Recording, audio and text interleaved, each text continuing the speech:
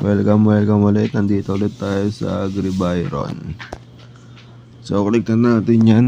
Mag-update lang tayo. Tsaka, syempre kung ano na meron sa farm natin. Diba?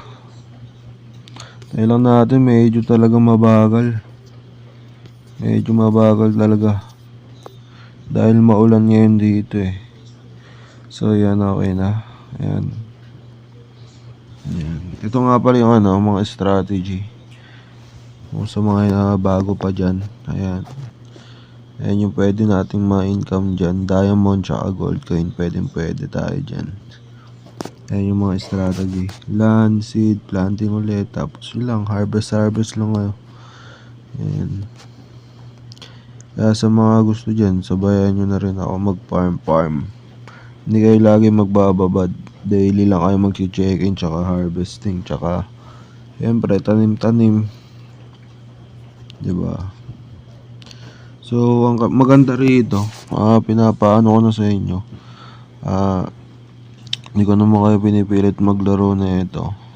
Siyempre mag-search pa rin kayo, diba? Kasi medyo matagal na rin naman to, pero di naman taon na, bago pa lang rin naman siya.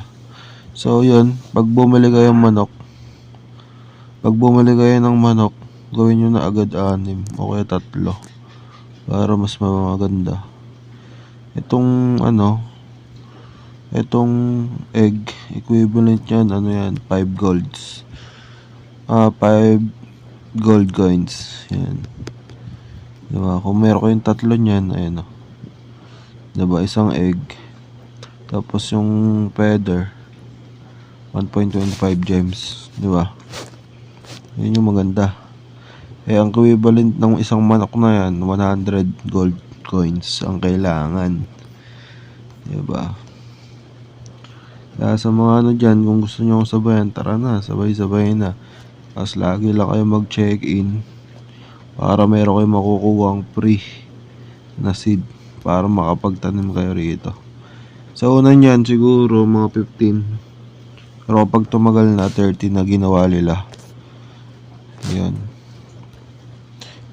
Tapos yan, kung nakikita nyo, meron tayong isda na zebra fish. Yan yung atin na nakuha. Siyempre nag-recharge tayo ng 100 gold coins. Tapos kailangan ito, para makuha nyo to,